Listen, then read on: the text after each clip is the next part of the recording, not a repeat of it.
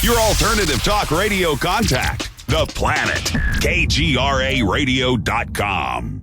With infinite complacency, people went to and fro of the earth about their little affairs, serene in the assurance of their dominion over this small, spinning fragment of solar driftwood, which by chance or design, man has inherited out of the dark mystery of time and space.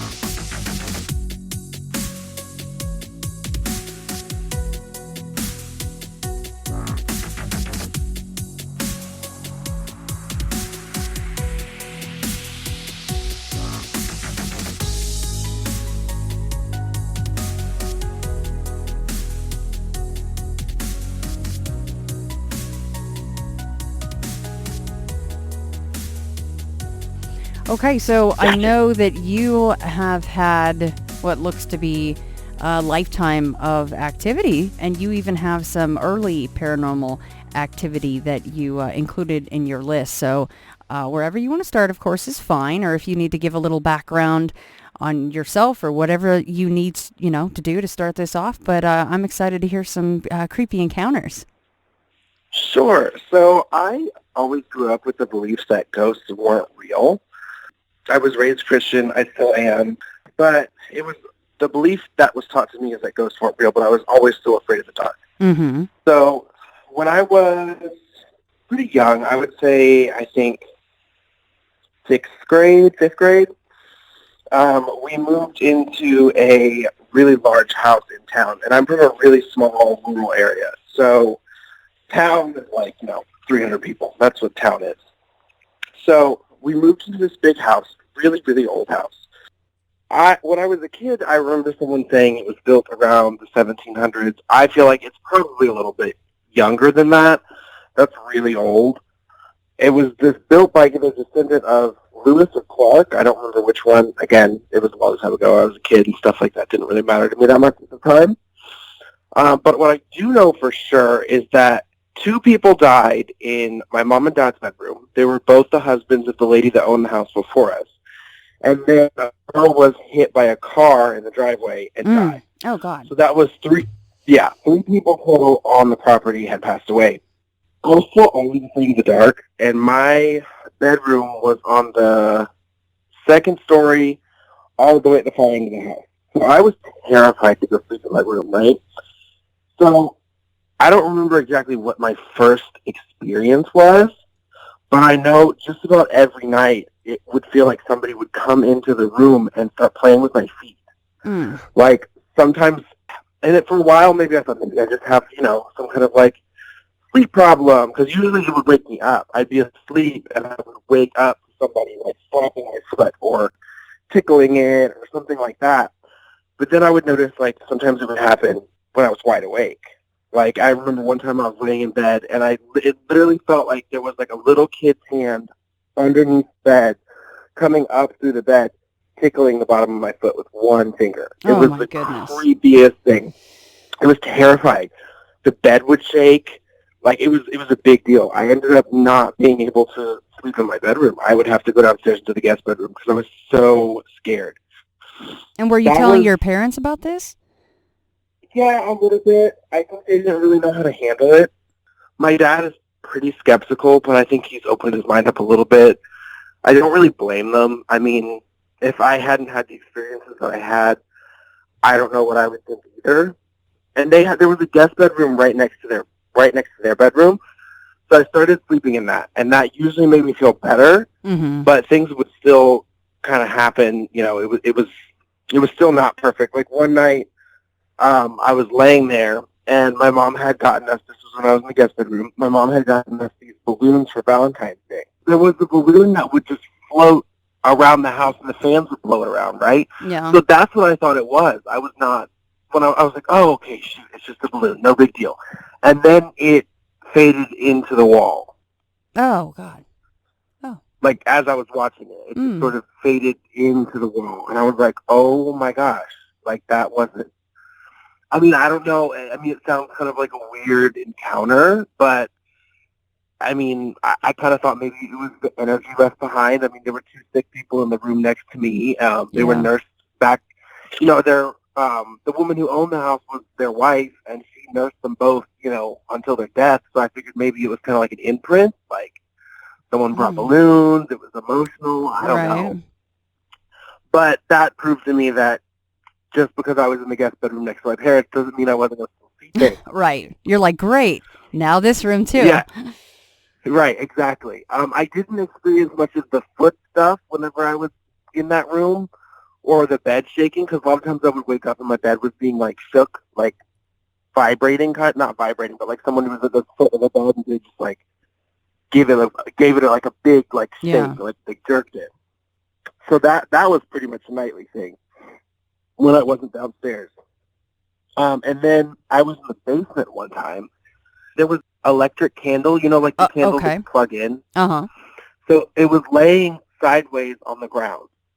And I think I was reading a book. I was sitting on the steps, so I could see it out of the corner of my eye, and it rose up off the ground, straightened itself out, and then sat itself back down. Mm. And I remember just like freezing and being like, I don't know. I just ran up the steps. I didn't know what else to do. And all this was really scary, but it didn't feel malevolent. It wasn't right. like, it didn't feel evil. It definitely scared the bejesus out of me, but it didn't feel like anything was necessarily out to get me at this point. It was just kind of like, okay, it's haunted, whatever, Right. that's creepy. And then it stayed that way. It didn't ever like truly like terrify me. Well, it terrified me. It didn't truly feel evil, is what I should say. So I had these weird dreams about a girl there. Two different dreams. One was that me and my family had gone out into town, and we got back home and we answered the phone, and then my dream went like split screen, like they do in the cartoons, and someone's on the phone, you see, you know, on the other line. And on the other line was a little dead girl, like she was a ghost. And she started like talking and like babbling in this foreign language, and then hung up the phone, and that was the end of the dream. And for some reason, that like incoherent babbling just scared me so badly. Then another dream I had was the lady who had lived in the house before me was burying a body of a girl standing right side up, and her head was sticking out of the ground. Oh, geez. And that, for whatever reason, that left an impression on me, those two dreams, that there was a girl in the house. I always just kind of assumed that after I had those dreams. So I was reading one of my sisters. It was like a little biography type deal, and she had written just casually in the middle, towards the end of the paper, my house is haunted. A little girl lives there. Oh, gosh. And then, yeah, and then she said, I was in the basement, and she came up behind me and said, I'm bored. But her voice was really gravelly and, like, messed up. And I remember finding that paper and reading it and being like, oh, my gosh, I didn't tell her that I thought there was a girl in the house. And then it confused me because I was like, why would she think that it was a little girl if it has this gravelly, weird voice, you know? Right. So it just really caught me off guard. And then my cousin's wife stayed with us one time, and she was in the upstairs guest bedroom. And she came downstairs the next morning, and she went to my sister, Abby, and she was like, Abby, why were you outside of my room giggling at 5 in the morning? Mm.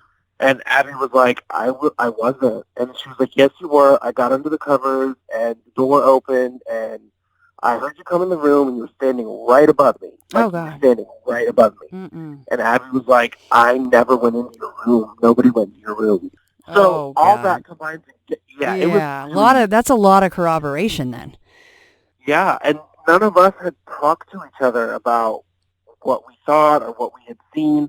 Like, I'm just kind of sitting back collecting this information and being like, oh, okay. I hadn't talked to these two about what I thought, you know? Like, there was no discussion about it. So I was kind of like, oh my gosh, there must be a little girl in this house. You know, it didn't really get worse than that. It wasn't nothing. I mean, other than the stuff that I told you, nothing like stupid crazy happened in that house. But when we moved, things got worse. but in a darker way. Like, it felt malevolent. It felt like it was out to get me, and it wanted to get me. God, It you was already not the couldn't same- sleep. You know, you already had like the tickles and the bed shaking, which would absolutely terrify me too. I do not blame you at all for trying to move rooms and rectify that situation. But so before you moved to that next house, though, the little girl that was in fact killed in the driveway, I mean, is there any thought then that there's a tie-in with her, that being the little girl? That's kind of what I thought, that maybe the girl who died in the driveway was the girl in the house. To be honest, I should do some research on it. I just never have. That's always kind of what I just assumed, that's where that spirit came from. Yeah. But I don't know. I'm Right. not really sure. Right. And not that we can always assume that a tragedy like that would create a haunting or that she would be sticking around, but that would kind of be the assumption there, I suppose, right? That was my thoughts. That's kind of what I thought. I always meant to look into it and check the record, and I just never did. I mean, I don't know why I didn't, but that's just kind of what I went with. Wouldn't it be crazy to find out that, like, actually she was, you know, they were a foreign family or something, and that she did, in fact, speak another language? I mean, that would just absolutely floor me if I was doing some kind of research and was able to corroborate something like that, right? I mean, after those dreams that you had, especially, you're kind of going, oh my gosh, and then sister confirms the same thing. I never even thought about that, to be honest. I just thought it was just a dream, and it was weird, and that's where I left it off at. It is creepier that she spoke a different or a weird language that maybe it's not even a language. I mean, who knows what it was? And it was a dream, so there is that. But it is strange that your sister kind of intimated the same thing. It's really cool. Yeah, she just said, like, she definitely heard her say, "I'm bored," but she said it was this, like, weird, gravelly voice. Yeah. So, to be honest, I've never asked her about that, but yeah, I read that and was like, oh, and I read that sometime after the whole thing went down, you know? Wow. So, and I knew that I had never told her on what was in there or anything like that. Did you read that while you were still in that house, or when you were in this house that we're going to talk about next? Okay. I read that in the next house. I found it in a drawer, and I was like, oh my gosh, because this was, sometime after we moved. Yeah. That must have blown you away. Like, yeah, to still be like, okay, wow, we're not even there, and I'm still finding things out about the house.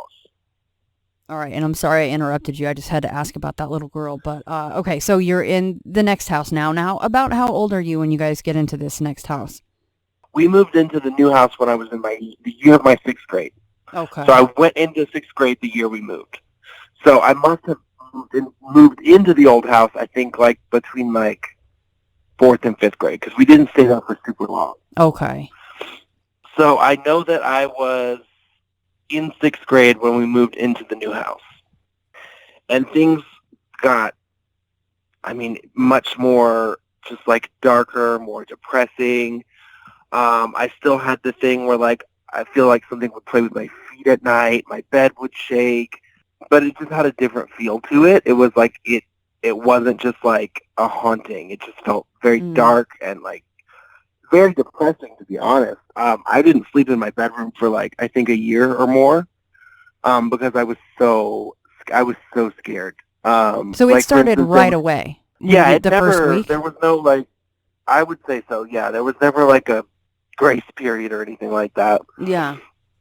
Like, for instance, one night, I was in the bathroom and I heard something, and I think that what I heard was just my grandma's TV downstairs. Mm-hmm. But I still, my little, because I have 3 sisters total, my middle sister was in the room across from me. So I decided to just go check, see if she was awake, make sure it wasn't her making noises in her bedroom. And it wasn't. She was asleep. And I looked down at the ground, and there is, like, imagine a shadow person, but a giant snake, like a huge, like, python-sized snake on ground. And I'm not afraid of snakes. I love snakes. I actually have a business based around snakes. I love them. So this isn't some, like, weird phobia, or I'm wide awake. I haven't even gotten to my room to go to bed. So I'm not anywhere near sleep. So I look down, and there's this just enormous shadowy snake literally like slithering across the floor. So I was in shock. I just stood there and I closed my eyes because I was like, there's no way this is really happening. Like, there's no way that I just looked down and saw that. Right. So I closed my eyes and I opened them and it was gone. And I was like, I must be insane. And then the door, I mean, like a linebacker, just slammed it right in my face. Just slammed shut. And I am ashamed to say that I literally ran away. My sister was in the room and I ran. I did think not that know what was else to an do. appropriate response. I would have done the same thing, I would imagine. That to me, when I was like, okay, there's no way that I'm having some kind of weird sleep problem. This just slammed the door right in my face right after I saw something on the ground. Right. I mean, it took me a minute. I was like, what? What is going on? Like, I looked down at the ground and there's just enormous, like huge, I call it a serpent, but, snake, whatever, just slithering around on the ground. It's flat. It's like a shadow. Oh, it was one of the 2D shadow entities. That's interesting because you've heard people say that. Yeah, they're either 2D or they're 3D. Well, I did see another 2D shadow, and I don't like to call them shadow people. I guess. I mean, I guess that's the only word for it. But yeah. I feel like when people say shadow people automatically, like an internet creepypasta thing, right? And not like a real thing that has been going on for a long time. But yeah, as shadow people, whatever you want to call them. We had a little dachshund, and I had to walk him sometimes, and I'd have to watch him because like hawks and coyotes and stuff would get at him if I wasn't there with him. So I was out in the yard with him, and I look over at the house, and standing there is like this. It looked like it could have been my shadow. To look at it, and it was almost like it noticed me looking at it, and it ran down the whole side of the house. Like I watched it run from one side of the house. It's a pretty sizable house. It was my grandfather built it, and I literally watched it run from one side of the house to the other, but it was flat on the wall, like casting a shadow. But I was the only one outside. And you only saw that and the serpent the one time? Well, there was more of a 3-dimensional shadow thing, but that's the Wendigo story, the air quotes Wendigo story. Yeah. But the 2D shadow, I mean, the whatever you want to call it, like the flat shadow things, it was just that one humanoid figure and then the snake. Those were the only 2 times I saw that. Isn't that so weird? I find the one-offs, like my own experience, just the strangest thing. It's like, why just the one time? It's so odd. I don't know. It is weird. I mean, I do have another friend that said she saw, because there was a little apartment in my parents' garage, and we used to hang out in there. She said she looked over one day, and she's very sensitive to that kind of thing, looked over and saw a very tall shadow figure in the room with us. But she did not mention whether it was 2-dimensional or 3-dimensional. I'll have to ask her that sometime, because I had never really thought about it. Yeah. So that was definitely bizarre. And then another night, I was in the bathroom, and I noticed my breathing sounded weird. I was, why am I breathing so funny? And so I held my breath for a second, because I was like, is that me? And I held my breath, and like put my hand over my mouth, held my breath, and this raggedy breathing still kept going. And I like listened for a minute, and it was coming from like right above my head. Bizarre and creepy, and it was literally right above my head, like above my head. I could look up, like hear that's the direction it was coming from. That house is something else. Like you go outside, you see things. You're in, just the living area. You see things. The bathroom, the bedroom, stuff's going on. Like there's really no safe haven for you at this house. No, there really wasn't. There really and truly wasn't. I was always like every time nightfall came. I mean, I think people don't quite understand, like, when I tell them that it was traumatizing. Yeah. I'm like, I was afraid of the lights being off. I was, stupid me, was reading The Exorcist one night. And oh, no, Ed. I know. It was so bad. And I was in the kitchen, and I think I was reading it in the kitchen, and all the lights in the house had been turned off except in the kitchen. Yeah. And I literally just stood in the kitchen for 30 minutes. So I was like, I can't walk. Right, because you'd have to walk into a dark room to turn on the light for that room, right? So you're like, I'm not going over. Exactly. Oh. No, I just stood still in the kitchen for about 30 minutes. Right. But it was traumatizing. It was like there was no, everything was scary. One night I was sleeping on the couch because I would not sleep in my bed for at least a year. I refused to sleep in my bed. I was sleeping on the couch and something grabbed my foot. And I wasn't asleep yet. And it was like someone placed an image in my head. Like the thought didn't come from me. It just like flashed into my head of this like clawed hand. And I felt it. I could feel the claws in my foot. Like I felt something with claws grab a hold of my foot. And I like jerked my foot and like jerked up and then it went away. So, like, stuff like that all the time, like a nightly basis.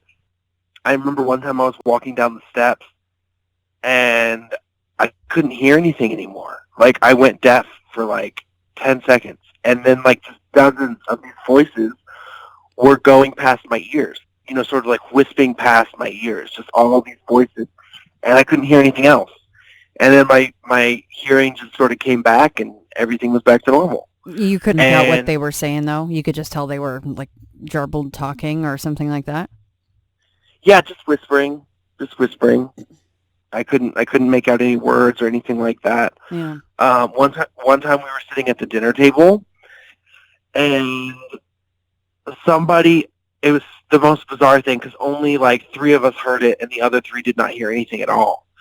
Someone very clearly went, "Hello," clear as day. I think it was like me and my mom and one of my other sisters who were like, "Who was that?" And we were like, "You guys didn't hear that?" Oh, that's interesting. So not everybody in the room actually heard it, even though some of the ones that did were like, that was very clear what they said, and it was quite loud. Interesting. Clear as a bell. Like he was standing right outside the door. My dad and a couple of others were like, "I didn't hear anything. I don't know what you guys are talking about." Oh. So did your dad then experience far less than maybe your mom and you and your sister? Yeah, he definitely did, but he had definitely had at least one experience that I'll touch on, but he experienced far less, and I think it's because he's a skeptic. He's a healthy skeptic, so he's definitely less open to that kind of thing. But he didn't hear it. But it was clear. I mean, clear as day. My uncle had been originally going to come over for dinner, and he called my grandma and said he was sick, so it wasn't him. I looked outside. I looked all around the house. There was nobody out there, but 3 of us very clearly heard someone say hello, and we have no idea where it came from. And then I didn't know this till we had already been living at the house for a while. But there used to be a house in the field next to ours, and I will preface this with saying the whole like satanic panic thing where like people think there's just groups of Satanists in forests sacrificing babies. I mean, I think that's not true, but I do think there are some people out there that practice dark things and probably dabble into things they shouldn't dabble into. So there was a house in the field next to my parents, and she said that there was a girl that lived there, and she was not okay. My mom said when she was a kid, she wrote her, because this was the house my mom grew up in. She was riding her bike down the driveway. It's a very long driveway, and the little girl was just standing in the middle of the driveway staring at her. It was like, "Hey, you all right?" And she didn't say anything. She just literally just stood in the middle of the driveway and stared at her. So I went out and back. Apparently, as the story goes, the girl ended up lighting her parents' garden on fire and throwing herself in it. Oh, God. She lived. That did happen? That was a true story that she did that? I questioned my mom and was like, "Mom, are you just playing with me right now?" And she's like, "Ed, I would absolutely not joke about this." Wow. So she said that the girl lives, but she was taken away to, like a mental institution, because she said that the voices inside of her head told her to do that. She had to light the garden on fire and throw herself in. Normally, I don't, mental illness is a very real thing. I don't think everybody that hears voices is experiencing ghostly phenomena. Right. But in this case, my parents, years later, went into the house, I mean, it was really the family was up to something, I guess. They went into the house, and I think they said they had to break in, actually, because it was abandoned. The house was completely abandoned. The family packed up, moved off, left the house behind, and it just sat empty in the middle of the field. So my parents went in, because my parents had known each other since they were teenagers. They went into the house, animal bones all over the floor. And they said there was writing all over the walls and symbols, and they didn't elaborate on what it was, but it was all in red paint. They went to the upper level of the house, as if that wasn't enough for them. They went to the upper level of the house, and even though this house was completely abandoned, if I'm not, they had to open the front door, there was a light on in the closet upstairs. There was somebody walking around in the closet. Nope, I'd be out of there. I'd be running my butt out of there. They ran. I mean, they booked it, jumped back on their four-wheelers, and, floored it home. Yeah. They were done after that. So I didn't know this for the first while that I was living there, experiencing all this stuff. And I was like, oh, okay, so this could very well explain some of this stuff. So that was, that was a shocker for me to learn that something had gone down there, and I feel sort of left an opening for these dark things to come out of. Well, and I was just thinking about this the other day when I talked to Patrick Meekin about Nightmare in Holmes County and what he went through in Ohio. He had a ton of stuff going on in his house. I don't know if you caught that episode, but this just so reminds me of it. He was down around Amish country, and come to find out that a lot of the Amish people in the area were in fact practicing a lot of this dark magic that you're bringing up, and there's symbols and there's animal sacrifice and all this other stuff. And even though from what he knew nothing ever happened in the house, it didn't matter, because the land was basically tainted with what these people were practicing. Yeah, and that's still very much a thing. I had a friend that lived across the field from. You had to cross that field where that house used to be to get to his house. And occasionally, whenever I wanted to go see him and I didn't have a ride, I would just suck it up and walk across the field, right? Yeah. So I remember one night I kept looking down at the ground, and it looked almost like there was swirly portal in the ground. It could have been some sort of optical illusion or something, I guess, but. And then also when you would walk through that field at night, there would be just hot spots. I walked out the horror movie trope, let's go walk out in the field. It would feel like certain, I believe it was fall. We were wearing hoodies. And you'd walk through one area of the field, and it would feel like it was midsummer. And it's a fall night in Virginia.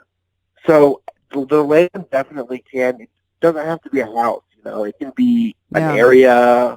It can be a lot more than just a house, in my opinion. I don't think they always have to be contained inside of a building. Right. So that was definitely very strange stuff. I was really depressed. I was scared. It really messed me up. I'm still afraid of the dark, to be honest. I'm just now recently learning to get over that. Because I kind of just had to. But it's followed me up until this day, worrying about, where my feet are in bed, and are they covered up? I don't like them to be uncovered, because it would be every night something would grab a hold of my feet, or the bed would be yanked around and it would shake, So it stuck with me to this day. It was a very real experience. I'll say that. Very real experience. And then so I call those things, that's what I would call a demon, right? I don't think that the spirits that lived at the previous house were malevolent. I never thought that they were evil or wicked. I just kind of got the impression that they were just spirits, and it scared me, but they didn't mean me harm. But the things at the next house, because we moved, my grandma had lived there. My mom grew up there, so we moved back essentially to my mom's original family home. The things that lived there, I felt like I don't know if I want to say wanted me dead, but they definitely didn't want anything good for me. It was a definite, they were after me type situation. Mm-hmm. And I had had to fight. Eventually I was like, I can't do this anymore. I can't be afraid in my own bedroom. And so I would go in there every night and I would pray. And I would wear a rosary. I'm not even Catholic, and I would wear rosaries. I would hang up crucifixes. I would sleep with the Bible under my pillow. And I would pray every night. I would say, I do not belong to you. You cannot have me. This is not how this is going to be. And every night I would try to stay a little bit longer until something would happen. So it took, I think it took months, honestly, of me like going in and like staying just a little bit longer and standing my ground just a little bit longer every night and just praying and saying, you cannot have me. It took a lot. I think one mistake churches make is they think it's just you walk in and you're like, praise Jesus, and they all run away. Right. Once they get a foothold, it's hard to get spirits out of a house sometimes. It's like an infestation. You have to work at it. And so I did. They left me alone, essentially. While all this was going down, I do think there were other things that I saw that really can't be defined as a demon, and that's what I would call fairies. I was in the backyard one time playing hide and go seek with a group of friends, and I look across the yard, and I see something hold up to a tree. Now, mind you, there's no mistaking. It was an open yard, just completely wide out in the open, and I see it out of the corner of my eye. So my phone at the time, who was, I believe we were trying to find him, was very short. So I was like, oh, that must be him.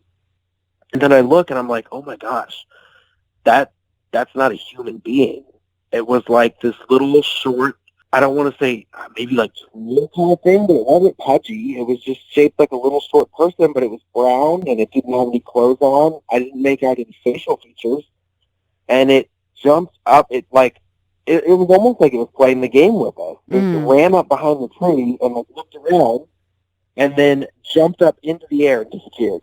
Like, and this is broad daylight. I watched it do this. Didn't even know what to think there. Did anybody else see it?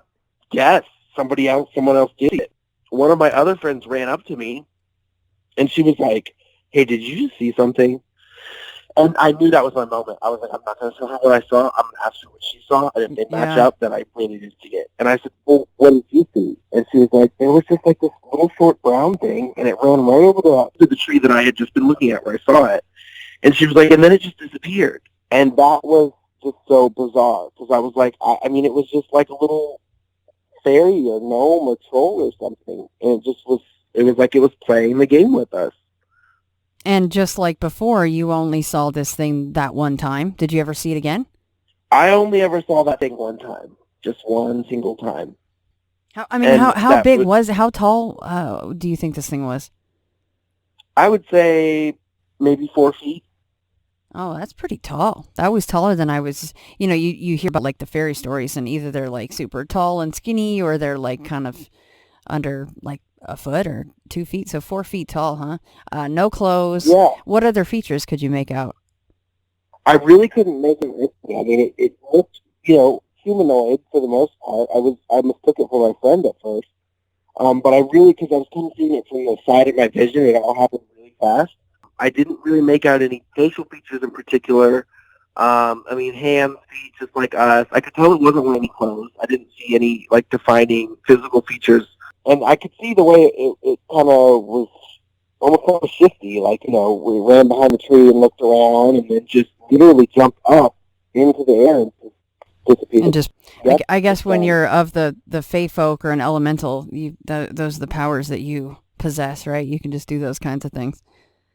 I guess, yeah, it was definitely weird, and it took for a long time. I was through that was one of the demons, but once I got older and started researching, fae and fairies and the fair folk, as they like to be called, I kind of was like, I think that's what that was. I don't think it doesn't make sense for that to be some malignant entity to kind of just be doing what? Playing a game with a bunch of kids? Like, it didn't do anything to us, but two of us saw it. So I believe that was a fairy, and I think that there are more on that property. The next story that I have is the air quotes Wendigo. I do kind of think that is FRAY related. That's why I kind of have a tendency to think that the shadow people are somewhat fairy related. All of my friends have heard this story so many times that they just kind of roll their eyes. So it's a pretty big family plot. So we were down by the woods in the back, at the very back. I would say it's probably like a 5 to 8 minute walk from the house. And we were having a bonfire. And there was probably like 10 or 12 of us just all chilling, having a bonfire.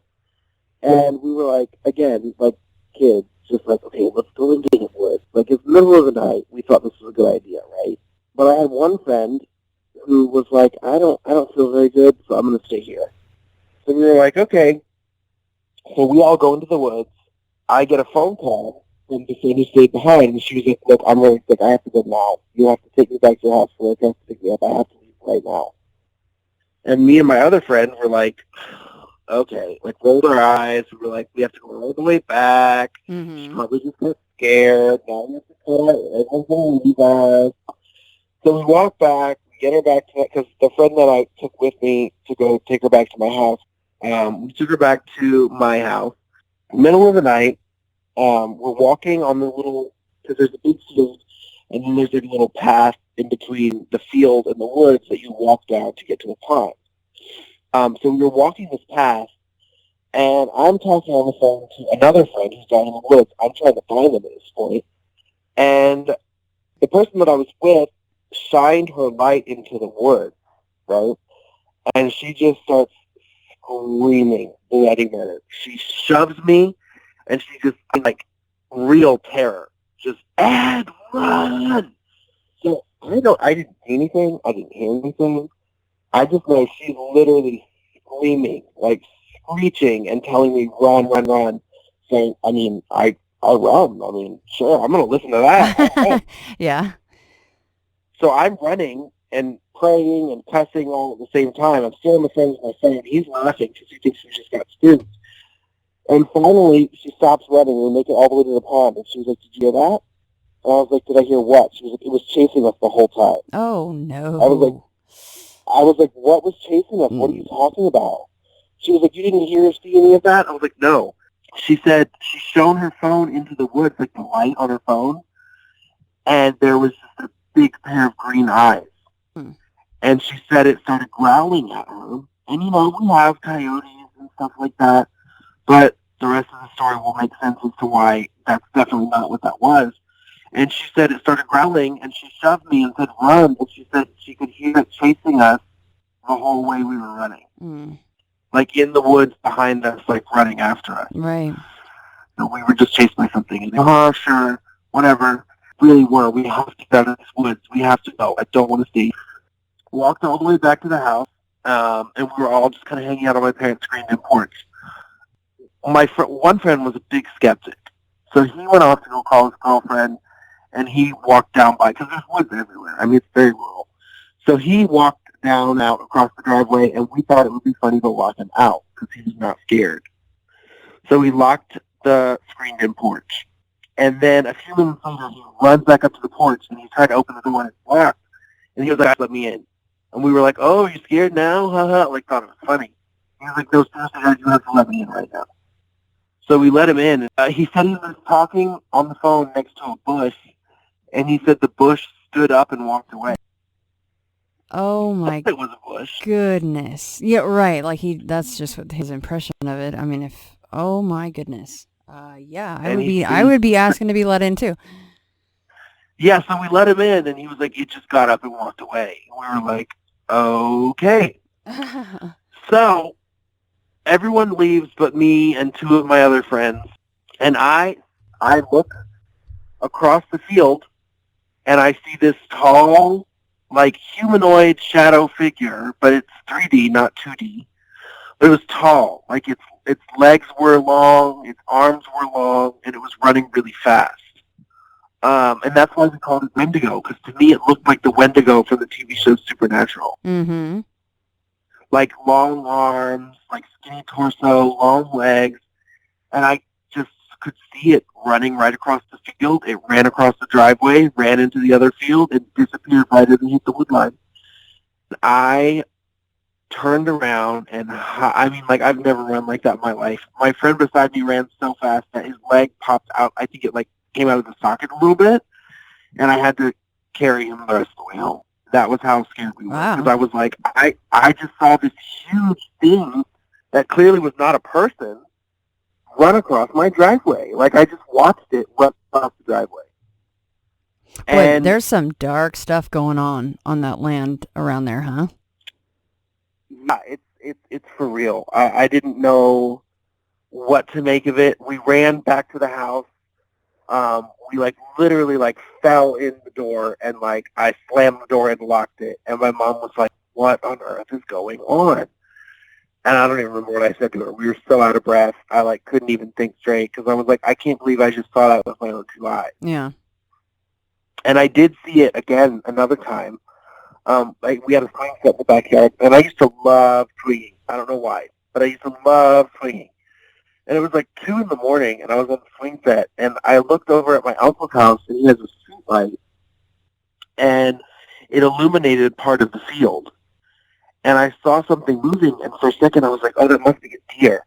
And then I look at it, and it's that same tall, lanky, shadowy figure slowly walking across the field. Not even a quick glimpse, just slowly ambled across the field until it got out of the light and I could no longer see it. Mm. And I was like, I'm going inside. I'm not staying out here with whatever that thing is. Yeah, no kidding. Was it headed away from you or towards you, or? It was headed just straight across the field, so it wasn't coming towards me. I guess I was parallel with it. So, but the first night, my friend who went home because she was sick texted us the next day, and she was like, guys, I tried to take a nap while you guys were gone, and she said every time I closed my eyes, I could hear something run in a circle around the fire. And she would open her eyes, there'd be nothing there. And then so that happened for a while, and then one day, not one day, at one point she opened her eyes, and she said there were a big pair of green eyes over the fire looking at her, which she and my other friend had not communicated to each other about the green eyes thing. That was something I caught. I was like, whoa, you saw green eyes? Yeah. And she was like, yeah. And I was like, who saw green eyes? And I was like, oh my gosh, they hadn't told each other about that. And she said she started screaming, and that's when she called me and just said, I'm sick, I need to go home. So they had not corroborated on that. That was something that I picked up on because I was like, oh my gosh, you both saw a big pair of green eyes. Right. So that was pretty bizarre. Another night, we had a couple of dogs.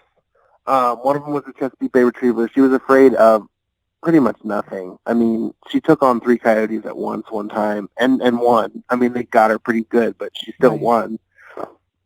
And there were 3 very large draft mules at the other end of the property. People use them to protect livestock. They'll kill mountain lions. They'll kill coyotes, dogs, wolves. They're not afraid of that kind of thing. They'll literally stomp it to death. One day, my little sisters came in the house, and they were like, hey, Dad, we heard something outside, and it was going, oh. And Dad was like, oh, it's probably nothing. And I was like, oh, Dad, it could have been a coyote. There are lots of those around here. And then, right when I said that, the dogs went bananas and just tore off across the yard. So at this point, we're all thinking, oh, it must be a coyote. So we run outside. Dad grabs the gun. It was so stereotypical. The clouds were rolling in. It was windy. The grass was whipping in the wind. Right. A storm was coming in. I was like, I feel like I'm in a movie. So we ran across the yard, and the dogs stopped at the edge of the yard, and it would go no further. Mind you, like I said, the Chesapeake Bay Retriever had fought coyotes. I mean, she killed so many different animals that wandered around. She was afraid of nothing, and she would not step 1 foot outside of the yard. And neither would the black lab. Then, at the whole, like I told you, it's about a 5 to 8 minute walk from one side of the property to the other side. Right. Within seconds, at the other end of the property, the mules were going crazy, just galloping up and down the pasture, just going nuts. And I was like, how did whatever it is get from our yard all the way to the end of the property in 30 seconds? Right, where the what mules kind were. of creature is Right. what is that fast? So then I was like, God, that was weird. How did it get from one end of the property to the other? And as I was talking, every animal stopped. With both the dogs and all three mules, they all stopped and they all stared at the same spot in the woods. So I was like, this has got to be something. Like, this is not, there was no way that was just a coyote. So I get home later that night. I went out to go see some friends. And I hear, I get home, because it had been bothering me all day. I was like, something's up. Like, there's no way a coyote would have scared the mules and cleared the property in like 30 seconds. Like, that just doesn't make sense to me. So I get home, and I hear what I will admit, I'm pretty sure it was an owl, but it sounded kind of like a monkey. Sometimes barn owls sound like monkeys. Mm-hmm. But I was like, okay, Dad, like, I heard something in the woods. I think we should go check it out. So we go down into the woods closest to my parents' house. And again, the Chesapeake Bay Retriever will not go down in there with him. She stopped at the edge of the woods, would not go in. Step toe in there. So I went down halfway, and a giant tree-sized bush starts shaking, and something in it starts snarling. And I was like, hey, Dad, what's that? And he was like, the dog. And I was like, no, the dog is right up there, and she's nowhere near you. And he was like, no, it's the dog. I was like, no, she's right there. And he was like, oh my, he was like, he didn't know what to say because we had it cornered. There was no way if it was an animal that it couldn't have made a break for it and we wouldn't have seen it. Right. We were on either side, and like if it had run to one side or the other, we would have seen it. The only other way for it to run was through the pond, and we would have heard it go into the pond, and it stopped. It just stopped shaking. It stopped shaking. The snarling stopped, and it just disappeared. So, again, the dog would not go anywhere near it. And my dad, who's a skeptic at that point, was like, I don't think you kids should just be playing in the woods. Like, this is too much. Really? He said maybe it's Yeah. time to stop going out for the bonfires and such. Wow. Like, just because we were always down in the woods, Right. Running around. And he Well, was yeah, like, that I was don't think you guys should play probably in the woods. part of your everyday. I mean, that's why people move out to a place like that, is so that the kids can run around, right? So that was probably a big moment for you when your dad actually said that, right? It was. I mean, I still played in the woods, but I was like, okay, so now this is real enough that he sees this and is Right. like, I don't want you to be in the woods. Right, because now he Well- can't go, well, that doesn't seem like a coyote because we've got all the logistics behind the fact that it can run that fast, which they can't. They don't teleport as far as we know. So, yeah, that must have been huge for you to hear that from him. It was. It was a big moment because I was like, okay, so now he has seen it too, or experienced it too. So I went down to that spot the next day, and there's like a little swampy area, and I found footprints. I found big footprints, and they looked like a mountain lion's footprints, but they all only had 3 toes. Oh, my goodness.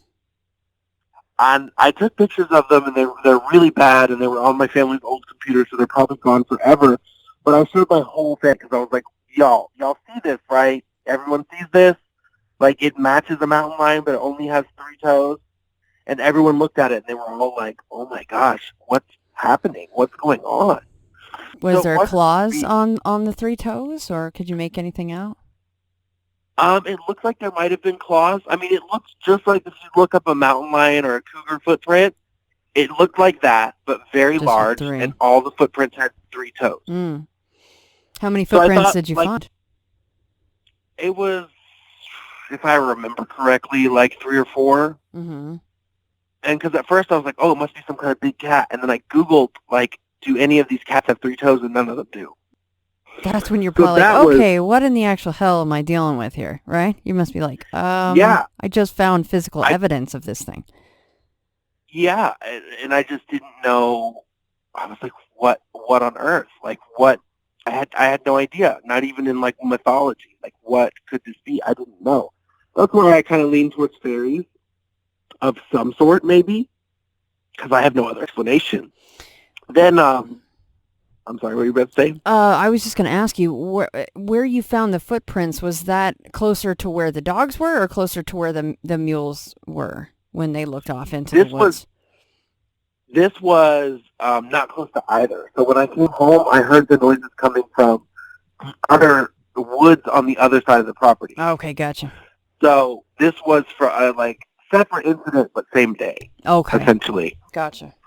First time, me and some friends were out sleeping under the stars, basically. We would just, like, put up a fire, like, roast some food, and we would just lay out blankets and sleep. And I woke up, and the dog was going nuts again. And I didn't see anything, but my friend who had actually been there for the first time we saw, quote-unquote, the Wendigo, said that he had seen something run out of the woods, but it was so fast that it was just a blur. And the dog went nuts, but she wouldn't follow. Again, to not go after it. She would not leave where we were camping. And he said it ran over, like, near where we were and then just ran back into the woods. But it was so fast that he said it was just like a blur. He couldn't make anything out. So the next morning we looked, and sure enough, there was, like, the grass was tall, and there was this trail, like, sliced through the grass, or something had clearly, like, run in a line through the grass, like, around our campsite and back into the woods. Which you probably could have explained away, because he didn't really see anything, he just saw a blur, except for the fact that now, again, the dog that's not afraid of anything, again, will not give chase. No, she will not go after it. And the way he said it was, it seemed unnaturally fast. Like, we all grew up around deer and every kind of animal. We know these things, and we know how fast they are. I mean, we can identify them when they're running. And he said it was literally just like a blur came out of the woods and, like, whipped around real quick and then went back.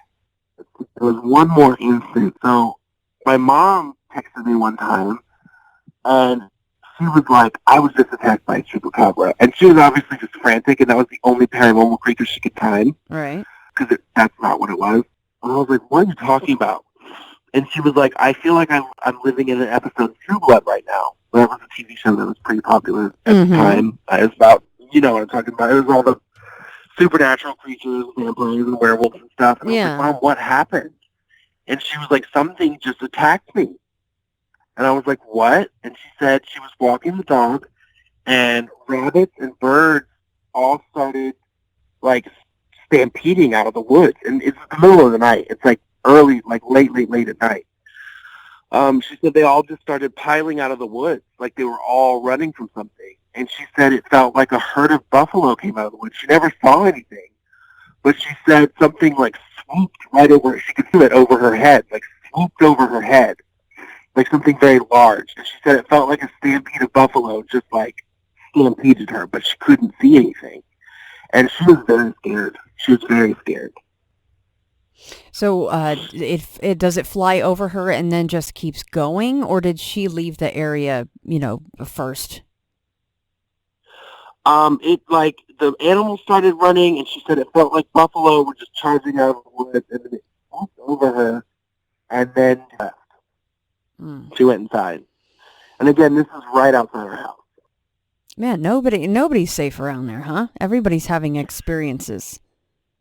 Yeah, I mean, I worry about my little sisters sometimes. I need to talk to them about it. I know one day one of them was, we have a really big garage. One of them was rollerblading in the garage, and someone called her phone. And she picked up the phone. And mind you, I suppose it could be one of those hoax numbers or something, but she picked up the phone, and she said it didn't sound like, the most defining thing to her was that it didn't sound like a human. It didn't sound like a human was speaking, and it was saying, I'm going to kill your whole family, I'm going to get you, I'm going to kill them, and it scared her so bad that she fell backwards and fell down. I know my other little sister has claimed she's heard things and heard voices. So no, yeah, it's a big deal. I mean, I haven't experienced. I've had more, like, personal, more intimate experiences with things like that since then, but I haven't had any, like, massive, like, terrifying incidents like those ones in a very long time, which I'm grateful for.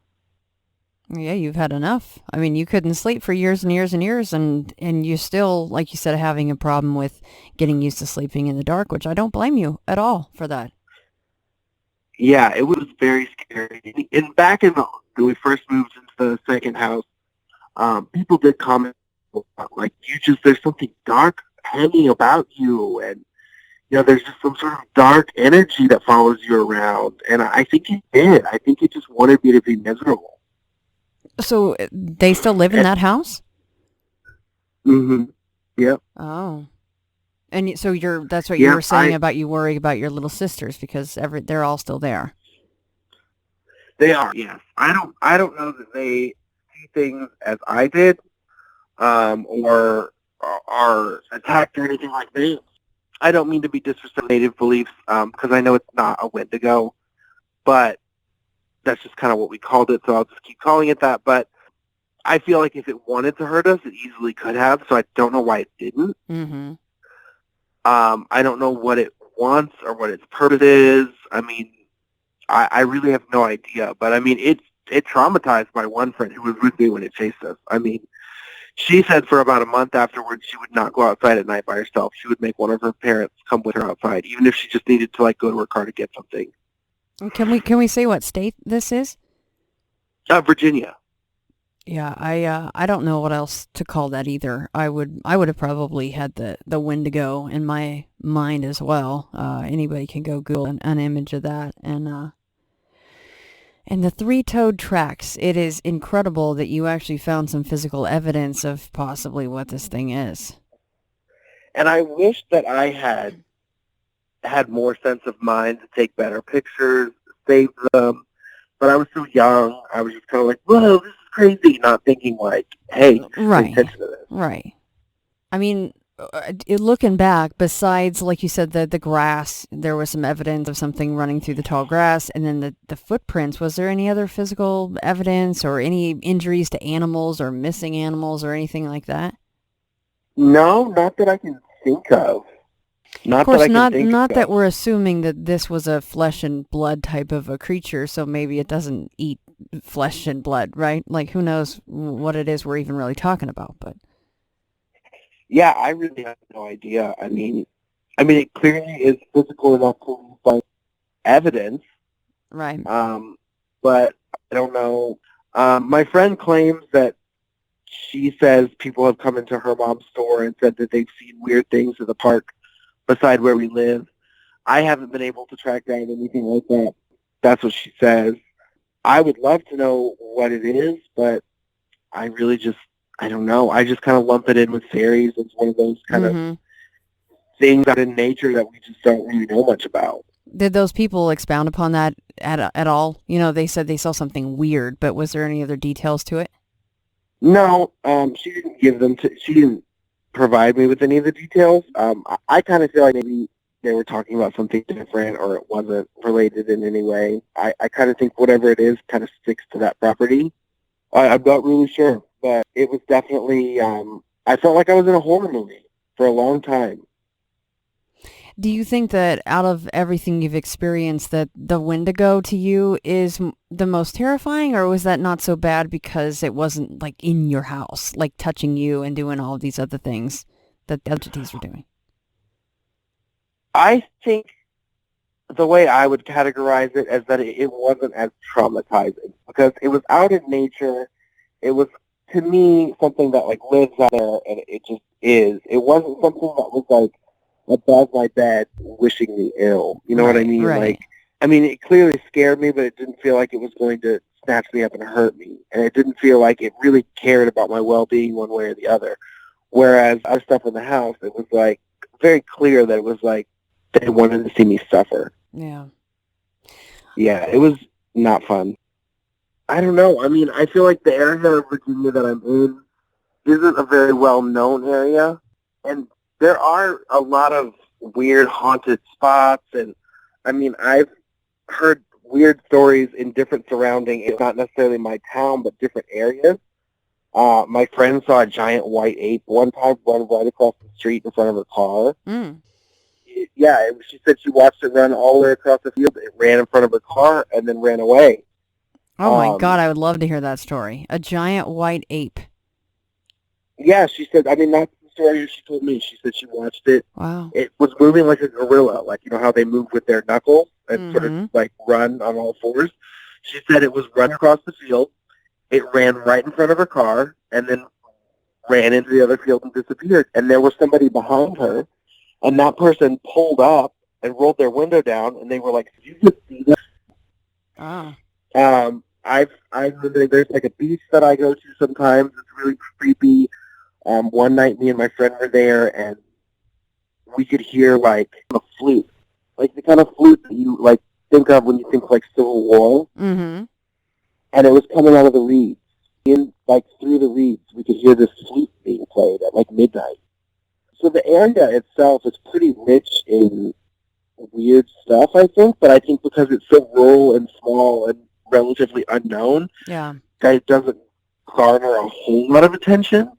I mean, definitely not like a nexus for, it's not like a Bridgewater Triangle, but I've heard some weird stories, and it makes me wonder, like, what's up? I mean, I would love for you to keep me in the loop, if anything else goes on out there. Not that I want it to. I know that obviously you're kind of nervous for your siblings, which I don't blame you, but if you hear of anything else, you let me know. Yeah, absolutely. I mean, I would love to get to the bottom of whatever the Wendigo thing is. I mean, I would love to know. Like I said, I always just kind of lump it in with fairy. It must be some kind of nature spirit, but I would be very interested to learn more or anything. So maybe I'll have to do some digging about that. Yeah, and off the air, of course, we're in touch now. So just if you want, you could send me, it won't be for everybody else to learn, but send me like, maybe some of the area, the town, even, coordinates of whatever, of that park or the field or whatever we can. And I'll help you out with that too and see if I can find out anything. Yeah, absolutely. Because it's been a mystery. I mean, it's a well-known story in my friend group. I have friends, that say like, I don't go to your parents' house without saying my prayers. Like, wow, it's a big deal. Like because multiple people at this point have seen it. Everyone knows the story, and it's definitely a thing. Yeah. For being all my friends. I mean, do you guys ever talk and go, maybe we should just go have a bonfire and see what happens? Or is it kind of like, we've all seen enough? No, actually, we made it into a thing, and we would call it Wendigo hunting. And that was basically when all of us would, like, go out into the woods and run around, or, like, have a bonfire out in the woods. We would call it Wendigo hunting, because we were saying we were hunting for the Wendigo. I really appreciate you reaching out to me. If one of your other friends, feels like coming on and chattering about the Wendigo, or your friend with the ape, I'm always here because I love these kind of stories. You know that I do. I love the personal tales. So I thank you so much for taking the time with me tonight. Thank you. Well, I'm so-and-so. I was given this name by my parents. I've been to such and such a college. I've done these things in my profession. I produce a little firecracker. Buddha says, forget it. That's not true. That's some story. That's all gone. That's all past. I want to see the real you are now. Well, nobody knows who that is. Because we don't know ourselves except through listening to our echoes and consulting our memories. But then there's a real you, and that again leads us back to this question. Who are you? That is the real you. We shall see how they play with this exam by the koans to get you to come out of your shell and find out who you really are.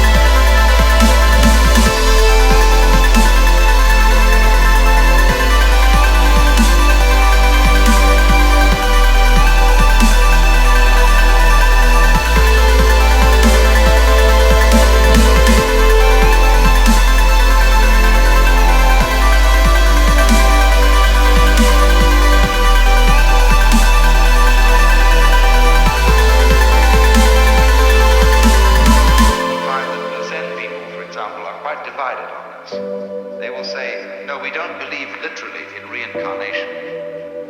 That after your funeral, you will suddenly become somebody different, living somewhere else.